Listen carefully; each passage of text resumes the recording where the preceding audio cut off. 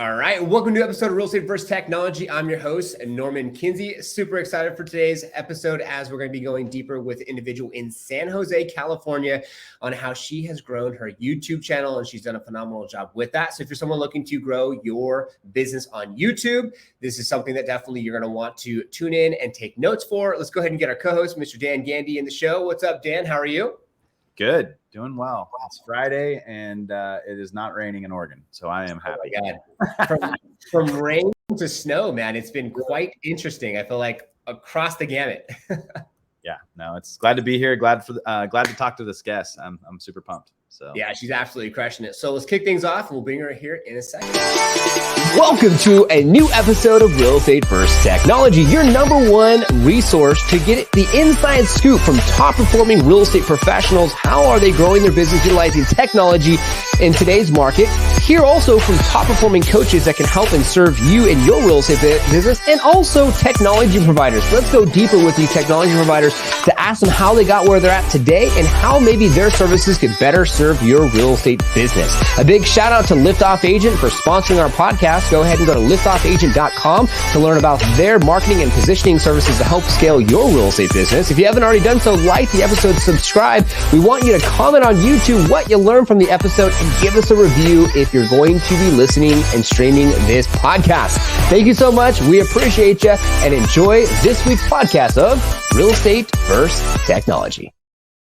All right, welcome back, everyone. So this individual's top 1% nationwide realtor, YouTuber, engineer, and someone that has a foodie, high energy, and she is a geek when it comes to stats, data, and all the things. We have the one and only Theresa. Welcome to the show. Thank you. Thank you for having me. Of course, of course. So we're excited to deep dive a little bit here, and YouTube channels down below. Be sure to check that out. That's my vision board. Here it is behind me on the screen. And let's get into your story. So how long you've been in the business leading up to this YouTube channel that you've had, looks like a lot of success from so far. Yeah. So I've been selling real estate full time since 2005. So over 18 years. Wow. And yeah, so it's been a journey. Now, when I started, I left a high-tech job that I was working 70, 80 hours a week. Was just really frustrated. My husband and I had already bought our first house. We had no kids, and I thought, I can do that. So I left my engineering job and went into real estate. And, that first year was able to, I'm very disciplined and determined person. That first year I made the same money I was making as an engineer, but wow. I was outside, and I'm a California girl. So some sunshine in the middle of my day was amazing. And so I thought, okay, this isn't so bad. So I just kept working at it. But in that journey of 18 years, I had a couple children. So I had some years where I was really focused on my littles and, helping them do well. But really in 2018 or so, 2019 is when I really went all in on tech, like getting my own website, setting up a YouTube channel. I had YouTube before that, but I wasn't consistent. So for me, I would say that weekly consistent video was really important. And in 2019 is when I really dedicated myself to that. So. Wow, that's awesome. Yeah, I got to say, like, you could tell that you definitely are very determined, very focused, very organized, and you can see that you've taken what you've learned in tech and put it into real estate. And I think Dan and I both, we see it all the time, individuals that come from a corporate setting that go into real estate, that understand SOPs, KPIs, the standard operating procedures, and income producing activities. It's like, all right, I could do this like better, like you said, than the person that helped me in my house. So I want to develop the systems and processes and just follow the process. And here you are today with the channel that you have and the success that you have. So that's awesome. So anyone out there who's listening and viewing, I'm sure they're going to be inspired by that. Yeah, thank you. Yeah. Of course. And to dig in a little bit, like, you got some impressive view counts. I mean, like, best neighborhoods in San Jose, 22,000, moving to Silicon Valley, 18,000, living in San Jose, pros and cons, 14,000. Like, where's this, are you coming up with these content ideas? Do you have a content coach? Like, right. How do you systematize and also just like plan out what you're going to be shooting videos about?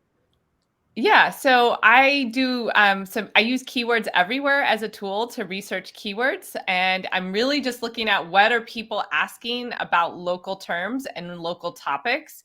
and trying to pick a keyword and answer it for them, and using keywords in my descriptions and my titles wherever I can. And I think that's really helping the view count for sure. Yeah, Wow, that's smart. we should have had her as a guest speaker on remember the seminar I did all about keywords and organic SEO for video? Because like I learned the same thing in the tech background, and like it's amazing how the view count, like even for a bad video, is like 1,000 to 2,000 views versus like the same person for 20 views, 30 views, right? So oh, that's totally awesome. Now, as you start to build this audience, you have, I think, 1,500 subscribers, which is a good number. We interview tons of people with YouTube. The amount of percentage that are over 1,000 is very, like, it really drops off. Is it a conversion? Obviously conversion is important to you. Let me clarify this, but is it, you want to build audience and authority is your major objective, or is it, I want to convert deals and close and sell homes?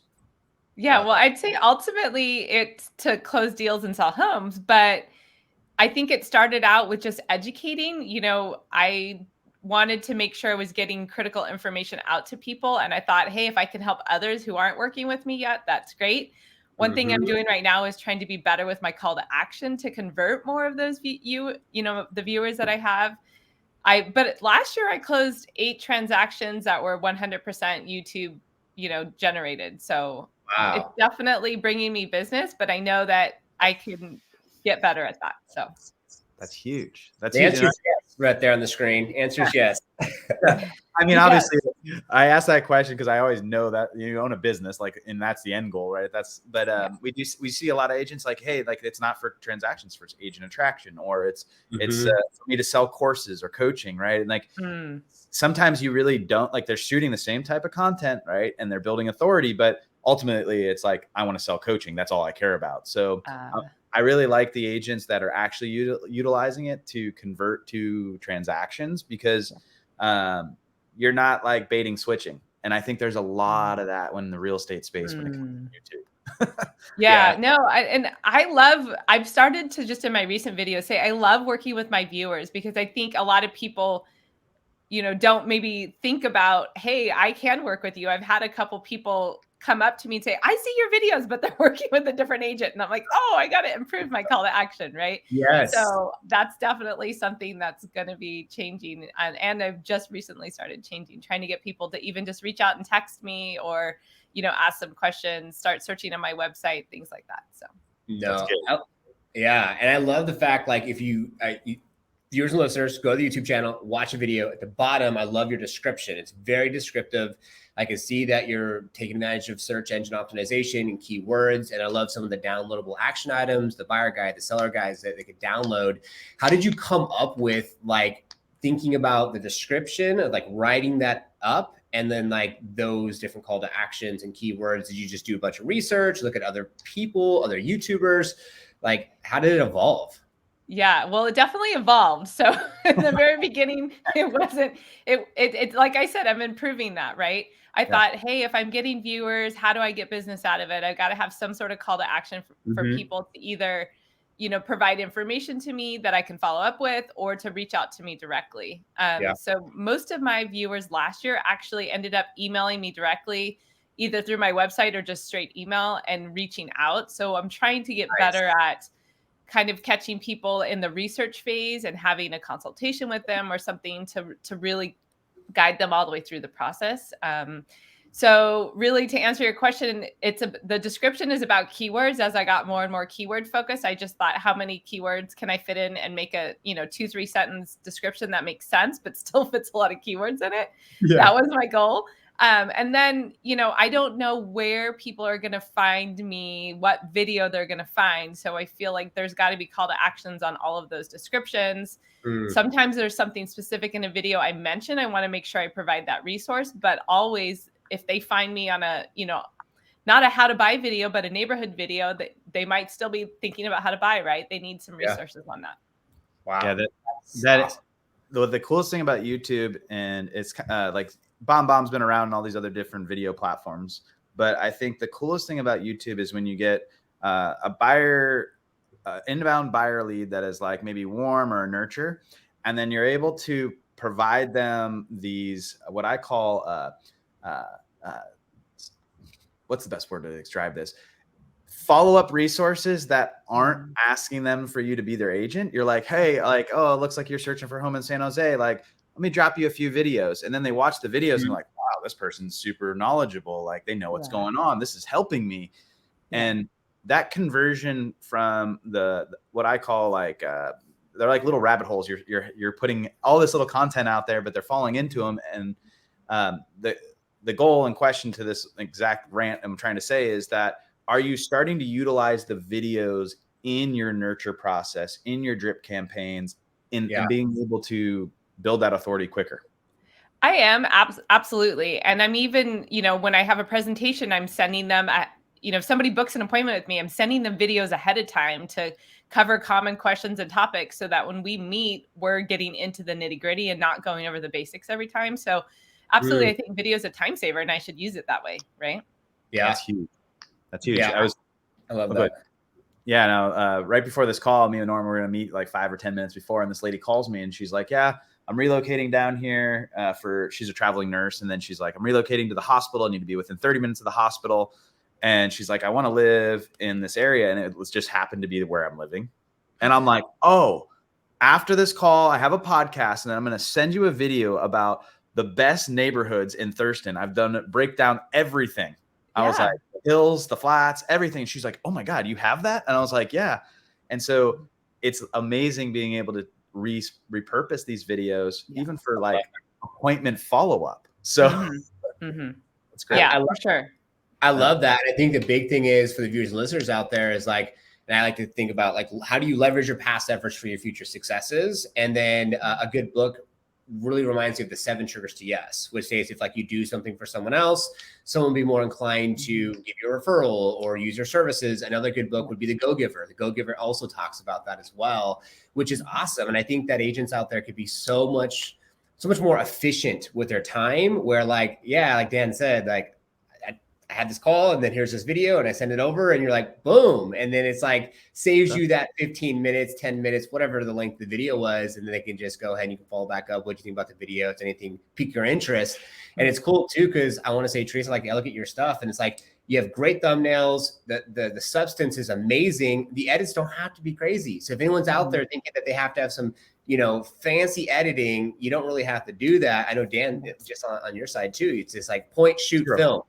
Get the information out there. Get it done. Yeah. I think I closed like 4 or 5 mil in transactions from YouTube in 2 years in Oregon. And those are big numbers for my market. So I know it works. And I think that consistency of like figuring out the A/B testing. And so I'm going to hand it back to Norm. But my last question really quick is there a capacity or a plan to niche down even further with your videos, whether it's playlists, positioning, specific demographics of buyers and sellers? Like, what's your thoughts on that? Yeah, well, San Jose is a huge area. I'm sure you know. So I talk about in a lot of my videos about different neighborhoods that I work a lot. But yes, recently I've been putting more and more emphasis on one neighborhood that I do probably more 50% of my business or more. It's Almaden Valley. So I have several playlists focused on that. And basically I took Almaden Valley and went through the list of what key questions or what SEO topics have I not covered in Almaden Valley. And I'm just going to knock them all out. So I've been doing that this first quarter to make sure like my Almaden Valley is full. Right. And then once I feel like I've accomplished that, I'm going to hit the next area where I do the most business. So just really trying to fill up my resources, like you said, of different neighborhood tours or common topics so that I have the full library to help clients going forward. That's huge. Yeah. I used to live in Santa Teresa. And so like, I never knew it was up above the mountain over top. Yeah. And one day I'm driving, like I always give this is a funny story. One day I'm driving and then like I took a left and I got lost because I was trying to go to Willow Glen and I had just moved there. And I went left and thinking it was right. And anyways, long story short, I'm like driving into this valley and I'm like, where the heck am I? I'm like, this is like a whole hidden little community. And then like, I like went all the way down and then drove out to like, I forget the road, but out by old IBM and drove all the way back out. And I was like, I was like, that is one of the most beautiful areas ever. So kudos to you, because I think that is a very unique area that has a lot to offer. Country club, shopping, everything, right? And you're Cabana clubs, all kinds of stuff. Yes, exactly. Yeah. It's awesome. So back to normal. I love that. No, I appreciate that. And it's funny you say that, because I was actually, originally from the Bay Area, I moved over here to Gilbert, Arizona. And that's what I did. For anyone who's viewing and listening out there, I was just like, type it up, search things to do, park, schools, restaurants, all the things. I found some random guy with his iPhone just like filming the area and driving. And so I'm like, okay, this works. And so, with the sponsor of the show, it's some things that we do on the Lift Off Agent side that ties into YouTube and everything else. And then we're like, on the podcast, we're like, you know what, we have to do more with this YouTube segment, because there's so much to be had here. And there's so many people out there searching, and they don't really want to feel sold to, but they want to learn. And there you are, Theresa, giving them tons of information that they can learn from. And I saw the comments like, very informative, and there's a lot of information here, and thank you so much. And so I love that. I absolutely love that. And for anyone who's viewing and listening out there, what are some key things that you can, as we wrap things up today, some key things that you can leave with them to get started, or maybe they already got started and they're kind of fumbling a little bit. And I'm sure there's a lot they can already take away from the episode, but is there anything top of mind that comes for you that you would like to leave with our viewers and listeners? Yeah, I would say first is consistency. Pick a day that you're going to post and stick to it. And for me, that meant, because I'm so organized and disciplined, that meant pick a filming day, back it up, know how long the editing is going to take, and just be in that rhythm every week and commit to it so that it happens, right? And then once you get in that good rhythm, then can you do 2 a week, not necessarily posting 2 a week, but record 2 a week, so that you build up a bigger, maybe some breaks when you go on vacation or things like that. If something happens, all of a sudden you need a video to fill in, just giving yourself some slack. That's important. And then planning, looking at keywords, really thinking and being intentional about the videos, with the mind that you're serving and educating people out there. And then you'll attract people because of that. That's huge. That's great. Yeah. I will say this, we've had a lot of guests on here, some with crazy numbers and crazy conversion, but also some people that are just starting off. And I think you have one of the best YouTube channels that I have seen, based upon the content, the thumbnails, and just the overall branding. And I don't just say this to people, because I'm literally very picky when it comes to this. I have over 6,000 followers on my YouTube. So I just really like how it's presented. And then the content is it's not the same old content. There's a lot of people shooting the exact same stuff, and it's just rinse and repeat. You can just jump from YouTube to YouTube. But you have Going Solar in San Jose. There was another one on here that was that is the walk. I interviewed an ADU builder and different topics. Yeah. No. So kudos to you. I just wanted to say mad respect for being able to really narrow down some of these topics that most people are missing completely. Thank you. Yeah. Most definitely. So viewers and listeners out there, down below is a link, subscribe, check it out. Theresa's YouTube channel is absolutely amazing. And thanks so much for being on the show today. Really do appreciate your time. We're going to have to get you back on. We should probably get you back on in a year, see how things are going, and get you onto the long form so we can go deeper with the time that we'll have with you on our podcast. But Theresa, congratulations. And thanks so much for your time today. You're welcome. Thank you. Yeah. Of course. Dan, as always, thanks for co-hosting. Yeah, for sure. This is awesome. Yeah, definitely. And our viewers and listeners, thank you for your time today, as it is our intention for you to take things from our podcast to apply to your business, have more massive success. Thank you for tuning in. Be sure to subscribe, hit the notification bell to our YouTube channel. What'd you learn? Comment below, and we will see you on the next one.